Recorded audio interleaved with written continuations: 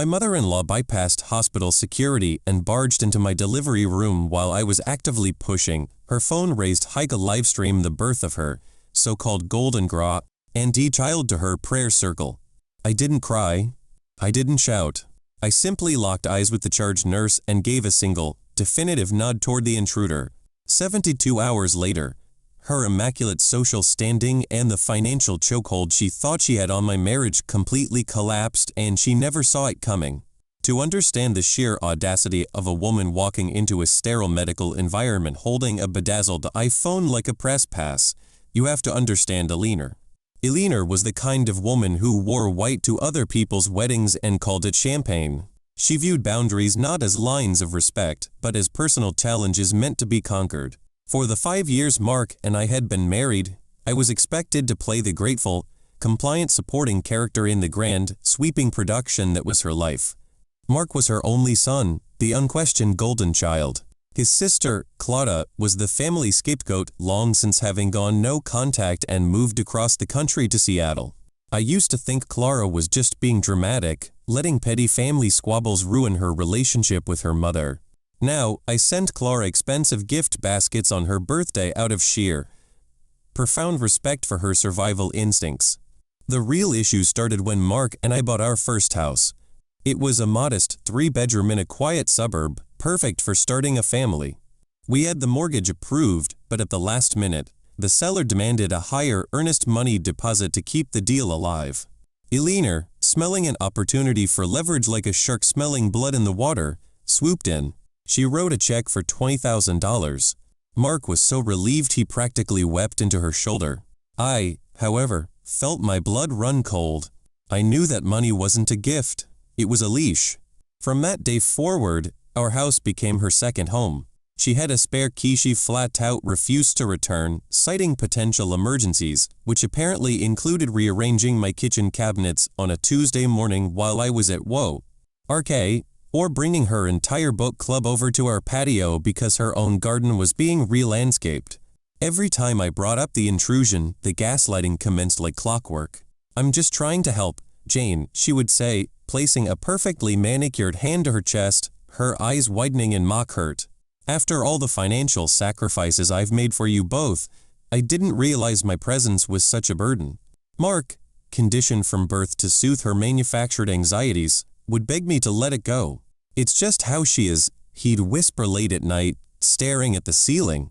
I swallowed the humiliation. I smiled at Thanksgiving. I baked the obligatory pies. But I am a forensic accountant by trade.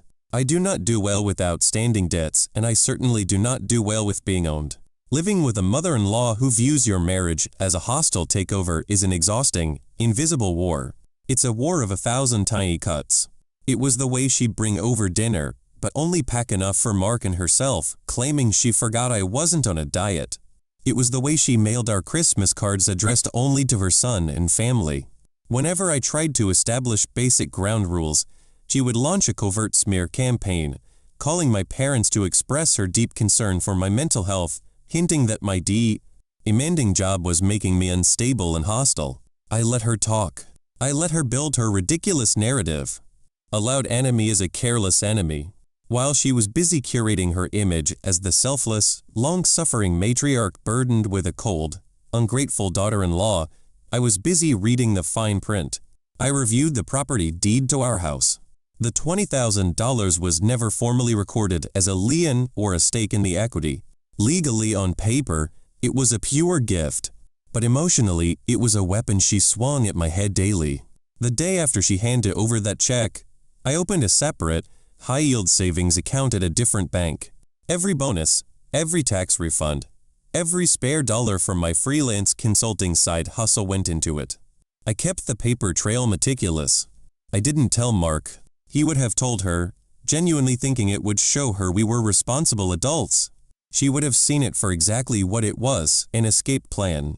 By the time I was 6 months pregnant, that secret savings account had hit $22,000. I had a cashier's check printed and hidden in a fireproof safe in my office, right next to a thick, heavily tabbed folder containing printed screenshots of every unhinged, demanding, and manipulative text she had ever sent. When we announced I was pregnant, Eleanor's obsession reached a fever pitch. This wasn't just a baby, this was an extension of her legacy. She began referring to my unborn daughter as our baby. She bought a massive, expensive nursery set and had it delivered to her own house, announcing that the baby would be staying with her 3 days a week so I could focus on my lit. La numbers game her dismissive term for my lucrative career. I told Mark it was time to establish firm, unbreakable rules. No unannounced visits. No posting about my medical information on social media. And absolutely, under no circumstances, was she allowed to be in the delivery room. Mark delivered the message. Eleanor cried. She threatened to cancel the baby shower. She claimed we were tearing the family apart. But what Eleanor didn't know was that I had already visited the hospital's security office a month before my due date. I had flagged my file. I had provided a clear, recent photo of her. I made it explicitly clear that I was to be a highly private patient, unlisted in the hospital directory. But Eleanor always believed the rules applied to everyone but her. The contraction started at 2 p.m. on a Tuesday. By noon, I was in the sterile, aggressively bright delivery room, gripped by the kind of primal pain that makes the rest of the world fade away. Mark was holding my left hand, looking pale and terrified. I was vulnerable, exhausted, and completely exposed. That was exactly the moment the heavy wooden door to my room swung open. She didn't just walk in. She glided, holding her phone aloft like a modern-day torch of martyrdom, the screen displaying the unmistakable interface of a Facebook Live broadcast. Here she is, everyone. Eleanor chirped, her voice piercing through the rhythmic beeping of the fetal monitor. Our little miracle is arriving, and Grandma is right here on the front lines. I was halfway through a contraction. The pain was blinding, but the sheer violation cut through it like ice water. Mark froze. The golden child programming kicked in, paralyzing him exactly when I needed a husband, a father, a shield. He murmured a weak, "Mom, you can't be in here," but he didn't move. He didn't stand up. He didn't block her camera. I didn't scream at her. I didn't cry. I took action. I locked eyes with Brenda, the charge nurse whose shift I had memorized, the one I had spoken to extensively about my security protocols. Brenda didn't even blink. She stepped directly in front of Eleanor's camera, blocking the lens with a solid plastic clipboard. "Ma'am, you are trespassing in a restricted medical area," Brenda stated, her voice carrying the unmistakable authority of a woman who had seen 1,000 crazy relatives and tolerate. Ted, absolutely none of them. "You need to leave. Now." "Excuse me?" Eleanor scoffed, physically trying to sidestep the nurse. "I am the grandmother. My son is right there. Mark, tell this woman who I am." Mark opened his mouth, but before he could form a syllable, 2 hospital security guards, summoned by the silent panic button Brenda had pressed the moment the door cracked open, peeped into the room. They were large, unsmiling, and entirely uninterested in Eleanor's social standing. "Ma'am, step into the hallway," the taller guard instructed, gripping her elbow firmly. For a fraction of a second, Eleanor's perfectly constructed mask slipped. Her face contorted into something ugly and feral. "Get your hands off me. I paid for their house. This is my grandchild," she shrieked, the phone finally dropping to her side as they physically maneuvered her backward out the door. "Mark, do something." The heavy door clicked shut, severing her wailing. The silence that followed was heavy, broken only by my ragged breathing. Mark looked at me, his eyes wide, as if expecting me to apologize for the scene. I didn't. I turned my face away from him and focused entirely on bringing my daughter into the world. 3 hours later, Maya was born. She was perfect, screaming, and beautifully ours. When they placed her on my chest, a profound clarity washed over me. The fog of polite tolerance evaporated instantly. Eleanor was no longer just an overbearing nuisance. She was a direct threat to my child's peace and my own sanity. While I held Mia in the quiet dimness of the recovery room, Mark's phone vibrated relentlessly on the small bedside table. I watched the screen light up with notifications. Text after text. Missed calls. Finally, he picked it up, reading the screen with a growing look of dread. She's really upset, Jane," he whispered, rubbing a hand over the back of his neck. "She says the security guards bruised her arm. She says she's humiliated. Half her prayer circle saw her get manhandled out of the room." I let out a short, humorless laugh. She humiliated herself, Mark. She broke into a private medical procedure with a camera. What did she expect? She's just excited, he pleaded, the eternal apologist playing his assigned role. You know how she gets. Could you just text her? Just a picture of the baby? To smooth things over? I looked at the man I had married. I saw a man who would rather serve his newborn daughter up on a silver platter of appeasement than tell his mother no. It was the precise moment the marriage broke in my mind. Not with an explosion, but with a quiet, irreversible snap. No, I said, my voice barely above a whisper, yet completely hollow of affection. And if you send her a picture, we are done. He didn't send the picture, but the damage was already spiraling. Over the next 48 hours, Alina went nuclear. Since she couldn't access us in the hospital, she weaponized the internet. She posted a lengthy, tear-stained manifesto on Facebook detailing the heartbreak of a grandmother denied. She spun a masterful, fictionalized tale of a hostile daughter-in-law who used hospital security to violently assault a loving family member. She claimed I was suffering from severe postpartum psychosis and that she feared for her son's safety. The flying monkeys descended. Extended family members, family friends, even people I hadn't spoken to since our wedding flooded my inbox with unsolicited advice, demanding I apologize to Alina. They accused me of tearing the family apart. The smear campaign was systematic, ruthless, and entirely predictable. On the morning of my discharge, Mark drove us home in tense, suffocating silence. He was vibrating with anxiety, clearly dreading the inevitable confrontation at the house. He thought I was going to crack. He thought the social pressure would break me, that I would fold just to make the relentless notifications stop. He was wrong. The moment we arrived home and Mia was safely asleep in her bassinet, I packed my bags. Not my clothes, but my documents. I gathered the heavy folder of evidence, the printed screenshots of her Facebook libel, the hospital security incident report Brenda had kindly ensured was finalized before my discharge, and the $22,000 cashier's check. What are you doing? Mark asked, watching me slide the thick folder into my sleek leather briefcase. I'm going to the post office. Then I have an appointment, I replied, not looking up. An appointment? Jane, you just gave birth. My mom is coming over in an hour to drop off food. We need to sit down and talk this out like adults. I stopped. I slowly turned to face him, the briefcase handle gripped tightly in my hand. If your mother steps foot on this property, I am calling the police. I am not having a conversation. I am taking out the trash. His face drained of color. You can't do that. She gave us $20,000 for this house. She has a right to be here. Actually, Mark, I said, my voice eerily calm, she doesn't.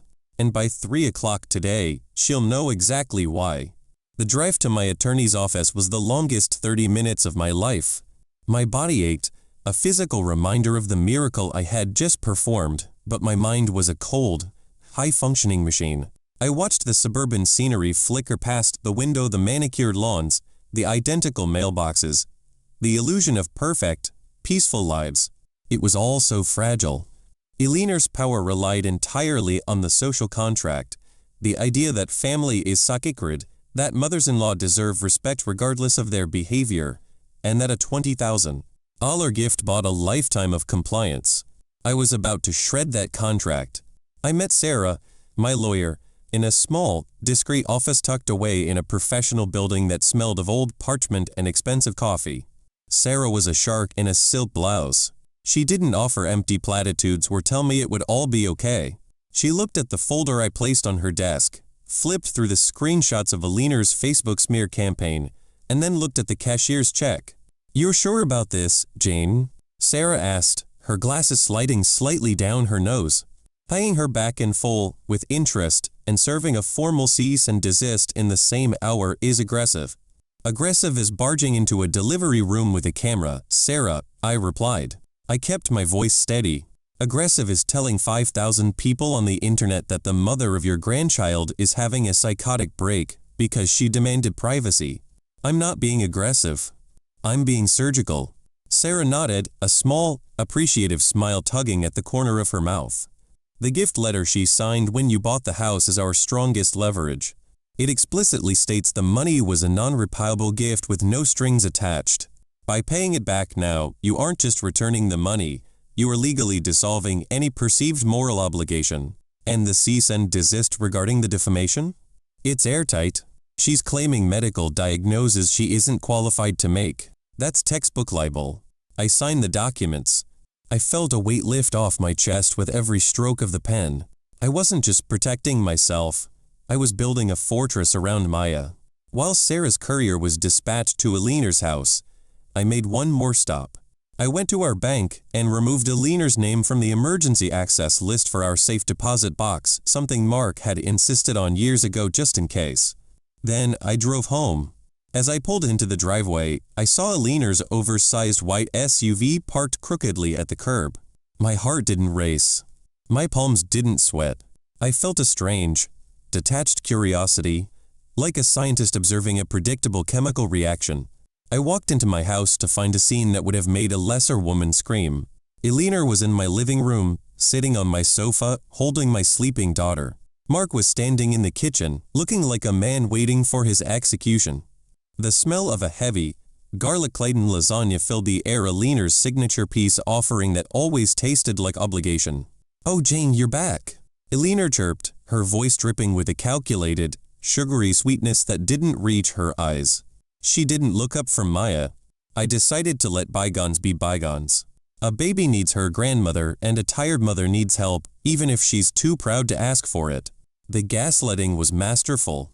In her narrative, I was the proud and unstable one, and she was the saintly martyr who had forgiven me for having her arrested. "Put my daughter in her bassinet, Eleanor," I said. My voice was quiet, but it cut through her chatter like a blade. Eleanor stiffened. "Now, Jane, let's not start this again. I've brought dinner. I've cleaned the kitchen," Mark, I said, not taking my eyes off his mother. "Did you tell her she wasn't welcome here?" Mark stammered, looking between us. "Jane, she just wanted to help. She's family. We can't keep living like this." "You're right, Mark. We can't." I walked over to Eleanor, stood directly over her, and waited. The audacity of this woman, sitting in my home after trying to ruin my reputation, was staggering. "Put her down." Something in my expression must have finally registered. Eleanor stood up, carefully placed me in the bassinet, and turned to face me, her lips thinning into a bitter line. "You are being incredibly ungrateful, Jane. After everything I've done for you, after the money I gave you for this very roof over your head, the money you used as a leash," I interrupted.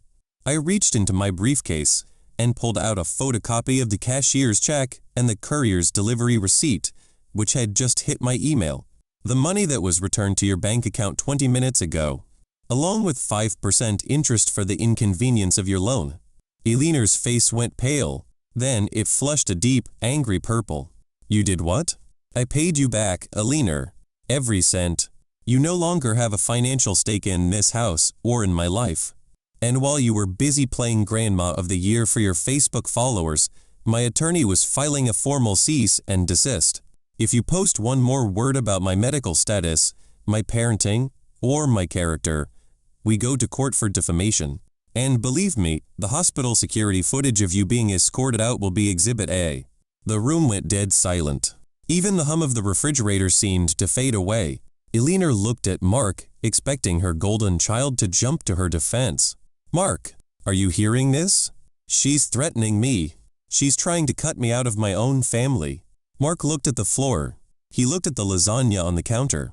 Finally, he looked at me. "Jane, isn't this a bit much? It's just money. It's just a post. She's my mother." I looked at my husband, and for the first time, I felt nothing but pity. "She's a woman who tried to livestream the most private moment of my life for clout, Mark. She's a woman who told the world I was mentally ill when I didn't comply. If you think that's just family, then you've been in the dark for too long." I turned back to Eleanor. "I want your key. Now." "I don't have it on me," she hissed, her voice trembling with rage. "Liars should have better memories, Eleanor. I saw it on your keychain when I walked in." I pointed to her purse on the entry table. With a jerky, violent motion, she snatched her purse, dug out the spare key, and slammed it onto the coffee table. "Fine, if that's how you want to play it. You think you're so smart with your paper trail and your lawyers. But you're alone, Jane. You've alienated everyone who cares about you. Mark, tell her. Tell her you won't stand for this. Mark didn't say a word. He looked broken. Get out of my house, I said. Eleanor gathered her things, her movement sharp and erratic. At the door, she paused, her eyes narrowing. You'll regret this. When the bills start piling up and you realize you have no support system, don't come crawling back to me. You're nothing without this family. I am the support system, Eleanor, I said, a short, humorless laugh escaping my lips. I'm the one who earns the six-figure salary. I'm the one who managed the mortgage. You weren't a support system. You were a parasite. She slammed the door, so hard the framed photos in the hallway rattled. I stood in the center of my quiet living room. Mark was still in the kitchen, his head in his hands. I knew the battle wasn't over. This was just the beginning of the fallout. Eleanor wouldn't go away quietly. A woman like her doesn't know how to lose. She would pivot. She would find a new angle. I looked down at Mia, who was blissfully unaware of the war being waged over her cradle. I knew exactly what Eleanor would do next. She would go for the one thing she thought I couldn't control. She would go for the golden child himself. Mark, I said, my voice cold and surgical, pick a side. Because by tomorrow morning, there won't be a middle ground left to stand on. Mark didn't choose a side that night. He chose the couch, wrapping himself in a thin blanket of denial. When I woke up at 5 p.m. the house was completely silent. I walked past the living room and looked at him sleeping. I didn't feel anger anymore. I felt the profound, chilling emptiness of a woman who realizes she is entirely alone in a marriage. A partner stands in front of you when the arrows fly. A coward stands behind you and complains that the arrows are making too much noise. By 8 p.m., Mark was gone. His car was missing from the driveway. He hadn't left a note. I knew exactly where he was. The golden child had returned to the nest to be swaddled in manufactured victimhood. Eleanor would be pouring him coffee, stroking his ego, and spinning a narrative where they were the tragic survivors of my tyrannical reign. I didn't call him. I didn't text him. I opened my laptop and logged into our joint banking portal. I am a forensic accountant. I do not leave financial loose ends. While we were engaged, I had insisted we maintain separate primary accounts, using a joint account only for shared household expenses and the mortgage. Mark had called it unromantic. I called it standard operating procedure. Now, staring at the balance of our joint checking, I calculated exactly 50% of the liquid funds. I transferred my half into my private, high-yield account. Then, I immediately logged into my payroll portal and disabled my direct deposits to the joint account. From this moment forward, Mark was financially responsible for exactly half of the household overhead, and I would not subsidize his mother's collateral damage. At 2 p.m., my phone rang. It was Sarah, my attorney. Jane, she said, her tone brisk and professional. We've had a development. I just received a letter of intent from a lawyer representing your mother-in-law. She is threatening to file for grandparents' rights to secure court-mandated visitation with Maya. I let out a short, humorless laugh. Grandparents' rights? In this state? We're a married couple living under one roof. She has absolutely zero legal standing. She doesn't, Sarah agreed. In our jurisdiction, grandparents' rights are incredibly narrow. Usually, they only apply if the parents are divorcing, one parent is deceased, or if the child has lived with the grandparent for an extended period. None of those apply here. Her lawyer is a low-tier ambulance chaser using intimidation tactics. It's a bluff designed to force you to the negotiating table. I don't negotiate with emotional terrorists, I said. Draft a response. Attach the hospital security report, the cease-and-desist for defamation, and a formal notice that any frivolous lawsuit will be met with a counter-suit for legal fees and harassment. Let her know that if she steps into a courtroom, I will subpoena the entire hospital security staff to testify about her behavior. Already drafting it, Sarah replied. But Jane, there is one complication. Her lawyer mentioned that Mark has been cooperative with their inquiry. My blood ran cold. The silence in my kitchen suddenly felt oppressive. Mark spoke to her lawyer? According to the letter, Mark expressed deep concern over your unilateral decision to restrict Mia's access to her extended family. He hasn't signed an affidavit, but they are clearly positioning him as a hostile witness against you in your own marriage. The betrayal was so sharp, so mathematically precise, that it almost took my breath away. Mark wasn't just hiding at his mother's house. He was actively participating in the legal weaponization of our child to appease her. He had crossed the final, unforgivable boundary. When Mark finally walked through the front door at 6 p.m., the smell of Alina's house, a cloying mix of floral potpourri and stale coffee, clung to his jacket. He looked exhausted, carrying himself with the slump of a man who believed he was carrying the weight of the world, rather than just the consequences of his own spinelessness. "We need to talk," he said, not looking me in the eye. I was sitting at the dining table, Mia asleep in the carrier next to me. I had a single manila envelope resting on the polished wood in front of me. "Are you going to tell me about the conversation you had with your mother's lawyer, Mark?" His face drained of color. His jaw dropped slightly. He hadn't expected Sarah to be so fast, or for me to be so informed. "Jane, it's not what you think. My mom was just exploring her options. She's terrified she's never going to see her granddaughter again. The lawyer just asked me a few questions about your state of mind. I was just trying to calm everyone down. You discussed my mental health with an attorney attempting to sue me for access to my child?" I kept my voice steady, but the temperature in the room plummeted. "I just said you were stressed. Postpartum is hard, Jane. You've been acting so extreme lately, returning the money, banning her from the house. I just want my family back. I want my mom to be able to hold my daughter without it being a federal offense. She live-streamed my medical procedure without my consent, Mark. She defamed me to thousands of people." I tapped my index finger against the manila envelope. "And your response to that abuse was to collaborate with her attorney. I'm trying to find a compromise." He raised his voice, a frantic, desperate edge bleeding into his tone. "There is no compromise with a tumor, Mark. You cut it out, or it kills the host." I pushed the envelope across the table toward him.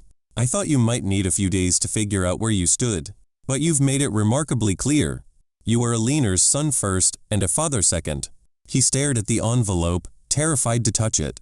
"What is that?"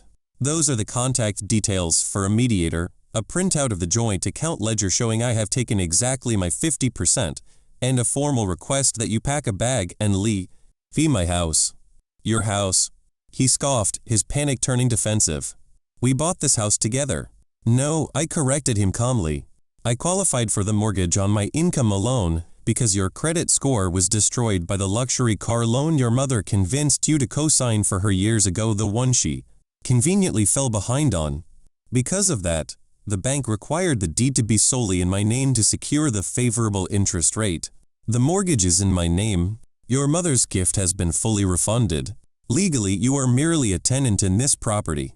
And as of this moment, your tenancy is revoked. I have already drafted a formal 30-day eviction notice just to keep the paper trail pristine, but I strongly suggest you leave tonight." "You can't be serious," Mark whispered, his eyes darting frantically around the kitchen as if searching for a hidden camera. "You're kicking me out?" "Jane, this is my daughter's house. You are tearing this family apart over a misunderstanding." "There is no misunderstanding," I replied, my voice devoid of any warmth. "Your mother understands exactly what she is doing. She uses her money and her theatrics to control you, and she assumed I would eventually submit to the same dynamic. And you? You understand that it is infinitely easier to sacrifice my mental health than to stand up to her. It's a very clear, highly functional system. I'm simply opting out of it." He tried to argue. He tried to cry. He even tried to play the role of the righteous patriarch, puffing out his chest and declaring that I had no right to separate him from his newborn. But a man who has spent his entire life letting his mother fight his battles has no actual armor of his own. When I picked up my phone and offered to call the police to formally escort a trespassing tenant off my property, the fight drained out of him. He packed a single duffel bag. He didn't ask to hold Maya before he left. He just walked out the front door, the heavy click of the deadbolt echoing behind him. In behavioral psychology, there is a concept known as an extinction burst. When you finally enforce a boundary against a chronic manipulator, they do not quietly accept it. Instead, they escalate their behavior to a frantic, often destructive peak, trying to force the system back to the status quo. I knew Alina's extinction burst was coming.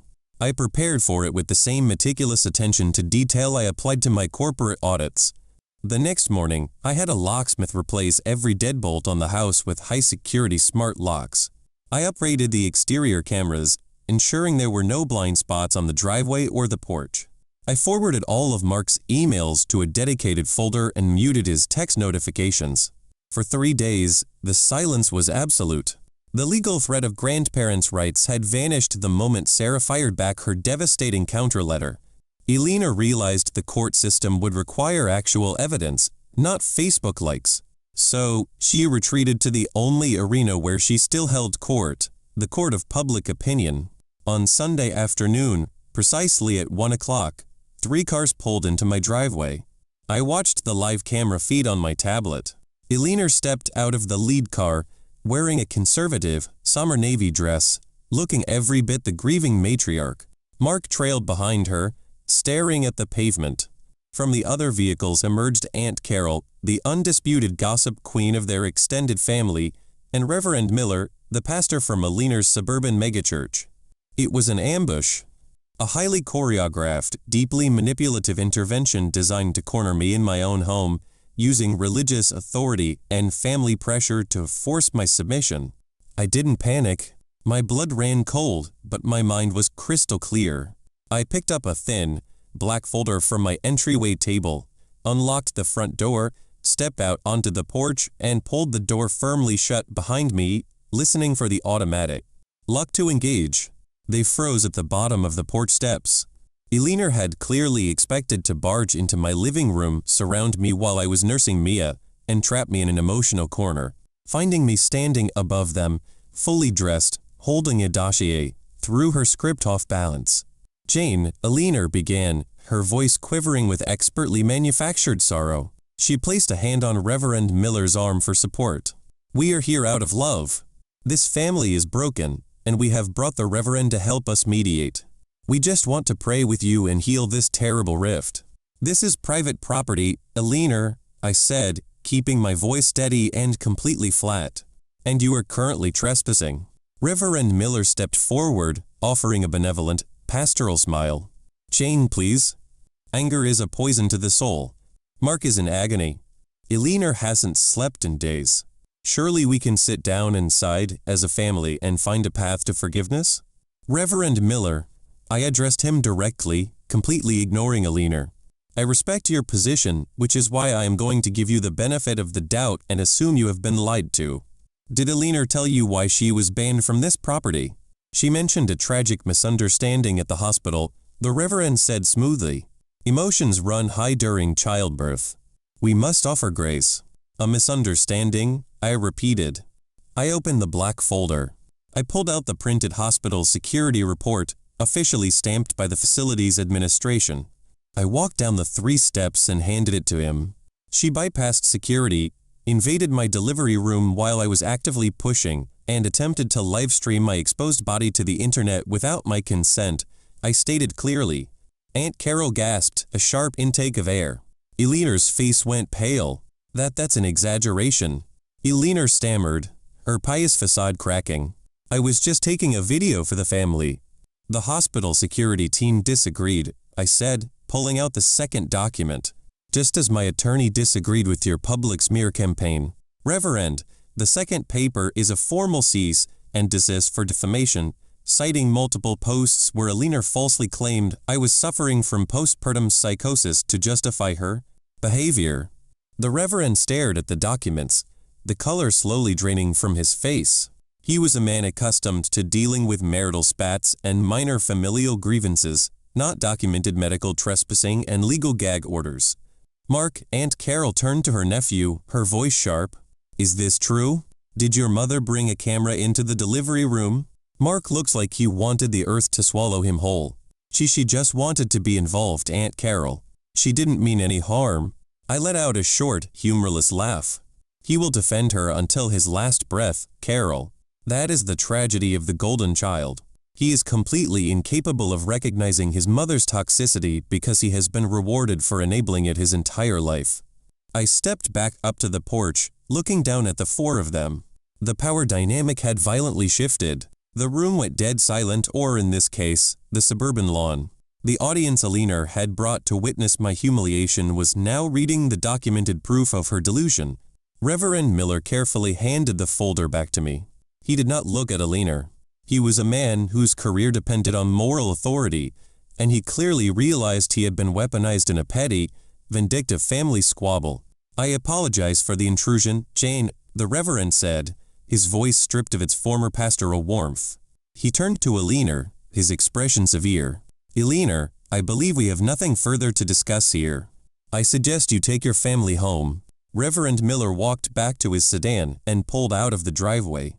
He didn't look back. The loss of her primary moral shield left Alina visibly trembling. Aunt Carol, however, stayed. She thrived on drama, but possessed a ruthless streak of self-preservation. She hated being manipulated, especially when it made her look foolish in front of her pastor. "A video?" Aunt Carol demanded, crossing her arms and glaring at Alina. "You told me she locked you out because you asked to hold the baby. You told me she was having a psychotic breakdown. You actually tried to film her giving birth?" "Carol, please, it's not what it looks like," Alina pleaded, her voice pitching into a shrill, desperate whine. "Jane is twisting the narrative. She hates me. She's been trying to alienate Mark from me since the day they got married." "The paper trail doesn't lie, Alina," I said from the porch, my voice cutting through her hysterics. "I don't hate you.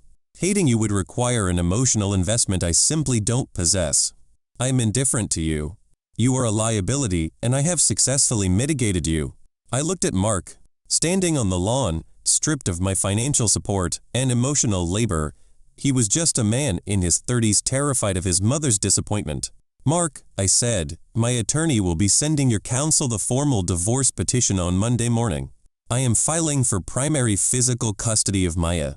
You will be granted standard visitation rights, provided your mother is not present during your parenting time.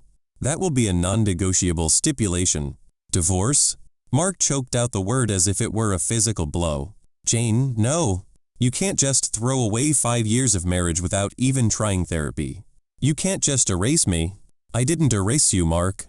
I asked you to stand beside me, and you chose to hide behind her.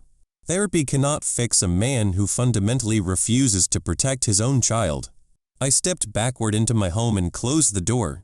I watched through the peephole as Aunt Carol aggressively pointed her finger at Alina, her voice muffled but her fury obvious, before storming back to her car.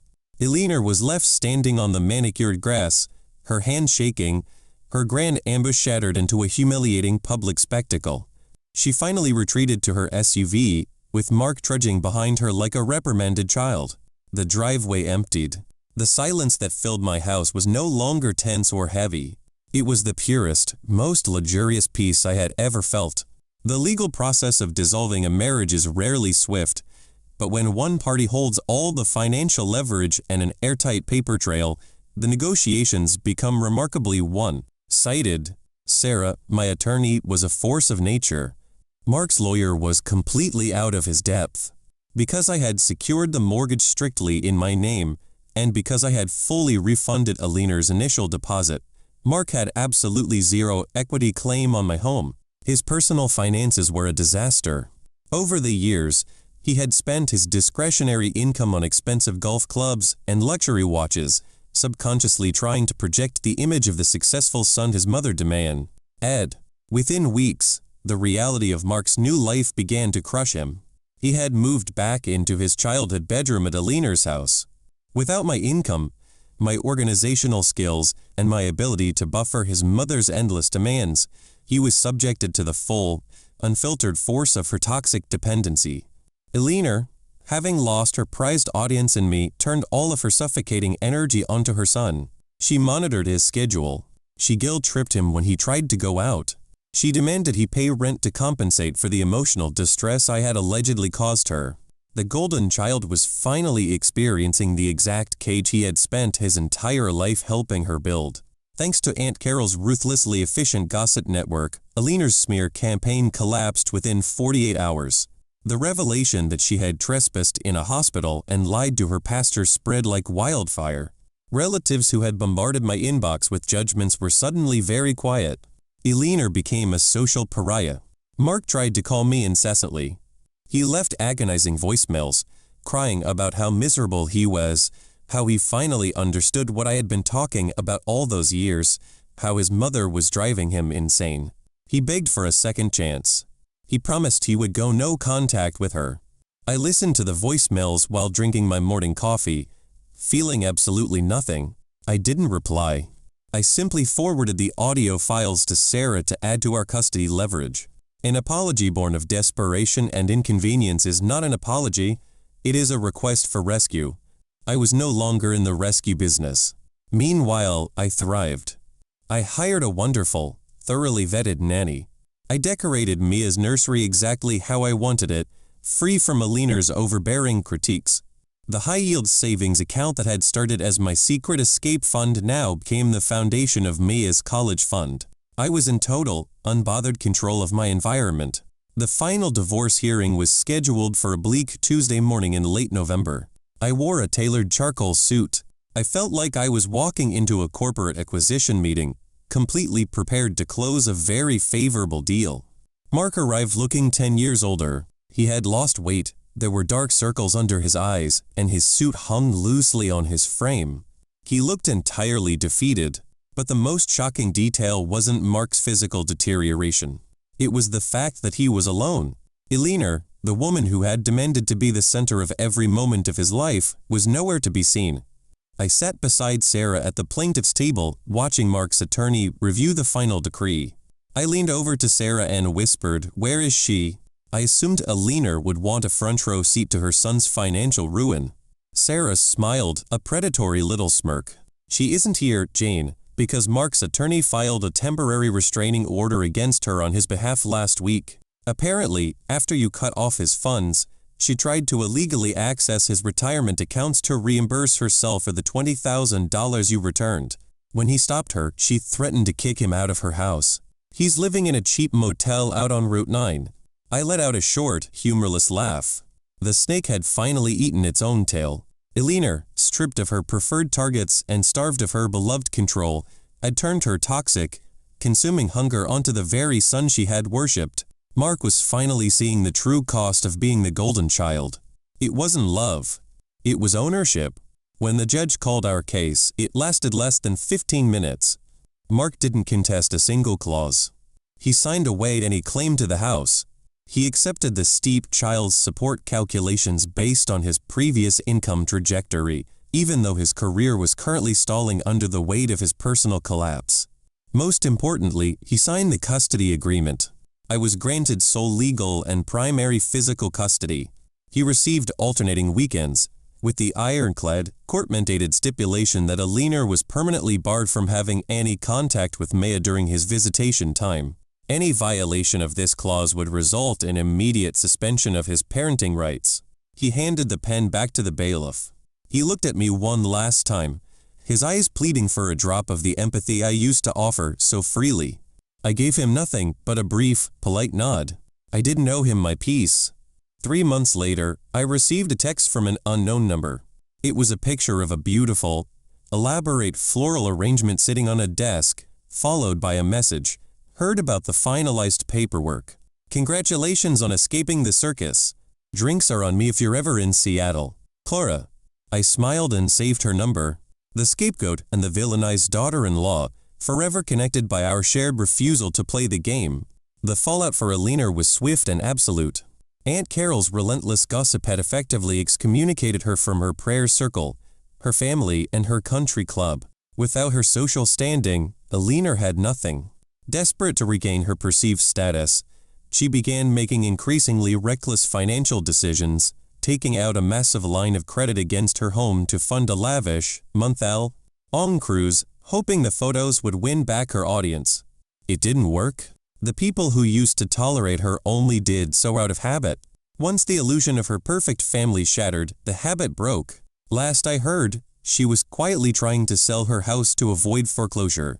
Mark is still living in a small apartment, working extra shifts to cover his child support, barely speaking to the mother who cost him his marriage. As I sit in my quiet, sunlit living room today, watching Maya take her first unsteady steps across the hardwood floor, I realized that the war was entirely worth it. I protected my daughter. I reclaimed my life. And looking back on the wreckage they left behind, I've realized a few absolute truths. First, boundaries without consequences are merely suggestions. If you tell a toxic person to stop crossing a line, but you never enforce a penalty when they do, you are not protecting yourself. You are just teaching them exactly how much abuse you are willing to tolerate. I didn't just draw a line with the leaner. I built a fortress and I made her pay for every brick. Second, financial independence is the ultimate shield. Love is a beautiful concept, but money is a tangible defense. The fact that I kept my career, managed my own secret savings, and understood the legal reality of my own assets was the only reason I didn't end up trapped in a house owned by my abuser. Never let anyone convince you that preparing for the worst makes you a bad partner. It makes you a smart survivor. Third, DNA does not obligate you to tolerate abuse. The phrase, "but their family has kept more people," and toxic, soul-crushing cycles than almost anything else. Toxic is toxic. A title like mother or grandmother is not a VIP pass to disrespect the mother of a child. If their presence costs you your peace, the price is entirely too high. And finally, the golden child is often the biggest victim of all. I used to resent Mark for his cowardice, but now I see the tragedy of his existence. He was never raised to be a man, a husband, or a father. He was raised to be an emotional crutch for a deeply damaged woman. I couldn't save him from that programming, but I absolutely refused to let him drag my daughter down into it. I closed the door on their chaos, locked the deadbolt, and threw away the key. My house is quiet. My daughter is safe. My paper trail is flawless. So what do you think? Did I go too far or not far enough? Let me know in the comments below.